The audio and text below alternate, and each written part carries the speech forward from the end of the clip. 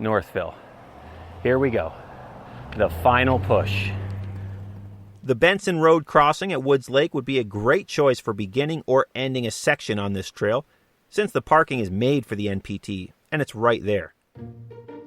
Our final 12-mile push to Northville is broken down into 4 mini sections.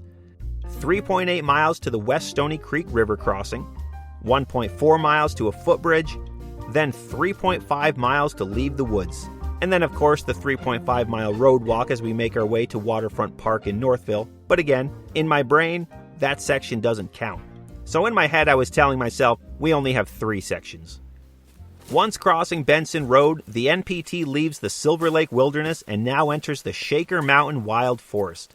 Once going back into the woods, the forest is mostly covered in hardwoods with those beautiful new green leaves everywhere, with various spruce and pines around, but mostly hardwood trees. There's also quite a bit of elevation gain and loss on the hike to West Stony Creek, so be prepared for that. Up, over, and down. Up, over, and down. I, however, was cruising on this stretch, though. I could start to smell the finish line. My feet and body felt pretty good after lunch, my feet in particular, thanks to the cold river soaking in the new clothes. Things were looking good. We made terrific time and really cruised on this first 3.8-mile section toward West Stony Creek, which was once again well-maintained, easy to navigate, and fast. Then we came to the final descent as we made our way back down to the West Stony Creek. And this descent felt like it took a long time, probably because we planned to refill our water at the creek, and I was quite thirsty. I only had 1 liter left, but I was waiting to drink all of it once we arrived at the river and then fill it right back up. So that's probably why it felt long. I should have just taken a swig. There was a decent amount of blowdown to deal with in this area as well, but after what felt like an endless final half mile to the water, we could finally hear the sounds of the river as we descend towards the creek. And we arrived at the West Stony Creek at 4 o'clock, 9 hours after leaving Silver Lake.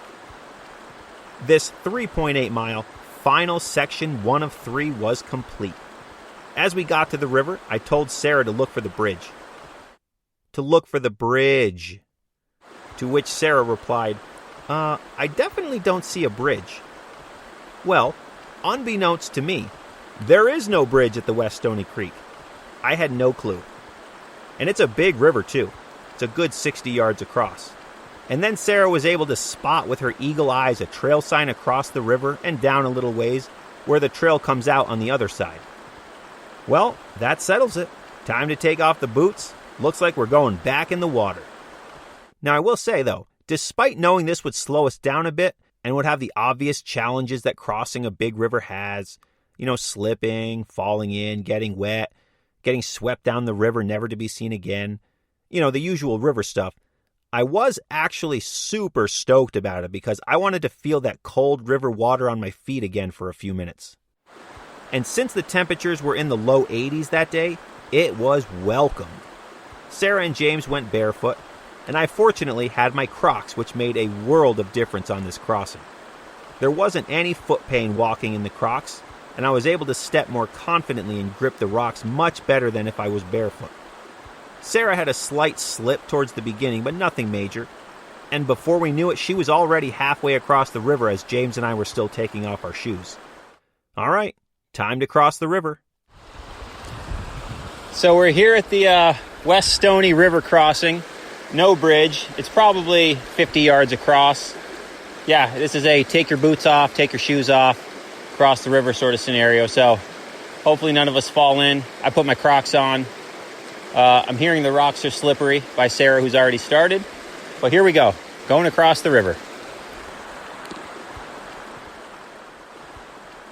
The water really did feel great since it was so cold. The rocks were super slippery, and trekking poles helped immensely. And I'm 6 feet tall, and the water went a little above my knees while I crossed, so it wasn't too bad, thankfully. But we all made it across successfully and with no incidents. Perfect. Well, we all made it across. And thank God I had Crocs, otherwise I wouldn't have been able to do it. I never go barefoot ever, really, in life, so the Crocs made it very possible to go across. Super slick, though. Oh, my goodness. But we made it. We're here. Across the river. it felt great having the feet in the water. But now to dry off, put the boots back on, and continue. We are basically about 5 miles from the road, and then 3 miles from the end of the trail. Single digits, about 8 miles from the end. Cool. So we dried off, filled up our water bottles, took a short snack break, and then we continued hiking. From here, it was 1.4 miles to a footbridge, our next checkpoint. And the trail between the river and the footbridge involves some elevation once again, a few climbs that will get the heart pumping for sure. The feet were feeling it by this point in the day, but it was easy to block out and ignore since I was excited to be so close to the finish line. I was at single-digit mileage to the end of the entire Northville Placid Trail, so I was feeling good. And in what felt like no time at all, we made it to the footbridge at 5:10 p.m., a very well-built, double log bridge with a log handrail on one side. I have made it to the footbridge. 1.4 miles since crossing the river, and we are about to enter the final stretch of woods to take us out of the woods to that final road walk, the victory walk along the road here on the Northville Placid Trail. 3.5 miles to go. We stopped here for a few minutes, and I filled up one of my water bottles one more time. The 1.4 miles to the footbridge, final section 2 of 3, was complete. One more section to go to take us out of the woods before our victory walk to Waterfront Park. We're 3.5 miles from the road. Now this section, no matter which way you're hiking, be it northbound or southbound, involves a lot of elevation gain and loss. Though if you're hiking northbound, it involves a whole lot more gain than it does for us southbound hikers, since we were, for the most part, losing elevation over time since leaving Woods Lake, hiking south. But the hike from here goes up and over some ridges and has some stretches that really had the lungs working for it.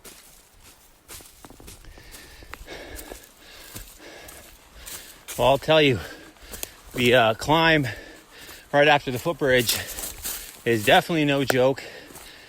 And I know that this whole stretch, the beginning of the trail or the end of the trail, depending which way you're going, but from Northville, is a lot of gain or eventually a lot of loss, depending on your direction. But I did know that. But yeah, it's got me breathing pretty heavily. But that's all right, because I know in my brain I'm almost done. So it's not bad because of that.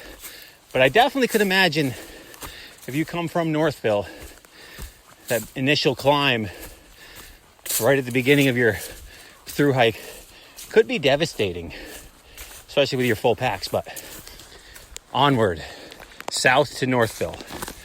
The final landmark for our day to take us out of the woods was another lake called Mud Lake. So that's all I was looking for. We also passed a couple different groups of hikers who were on day 1 of their NPT hike during this stretch, which was pretty cool. They seemed to be in good spirits. It would be fun to see a photo of them today versus a week or two from now when they're finished with the trail. If they finish, of course. I'm sure the look in their eyes would be quite different. So I think that was the last of the climbing. I think we've made it up and over, fortunately, because man, yeah, that's a gasser from the footbridge. But I think we're going to make our way down the mountain now over to Mud Lake, which is the final anything really until we hit the road. So yeah, making our way down towards Mud Lake now. But we kept on trucking along the trail, crunching the leaves and following the blue NPT trail markers, gaining some elevation, then losing some, and then we saw that beautiful blue lake up ahead shining in the sunlight. We arrived at Mud Lake at 6 o'clock, 11 hours into our day. We were so close to the finish line. This Mud Lake has a cool vibe to it. It's a nice size, not too big, not too small, great views. And the trail runs along the entire lake before leaving and climbing up for some more elevation gain just to get the heart, legs, and lungs working before the final southbound descent. We continued on, and at this point we were around 2 miles from the trailhead now. And these 2 miles, however, for us, Hiking southbound was a piece of cake, since the beginning of this trail gains a ton of elevation immediately upon entering the woods for the first couple of miles if you're hiking northbound. I mean, pretty much all the way to Mud Lake. So us southbounders, we didn't have to deal with that pain. The trail between the trailhead and Mud Lake is mostly switchbacks, for the majority of the big climb anyways, so that is a help for all of you northbound hikers. But it's still all there. It's a pretty big climb. Be ready to sweat. Fortunately for us, we were hiking southbound, so we had the privilege of going down this rather than up. Though we still had our fair share of climbing today, of course.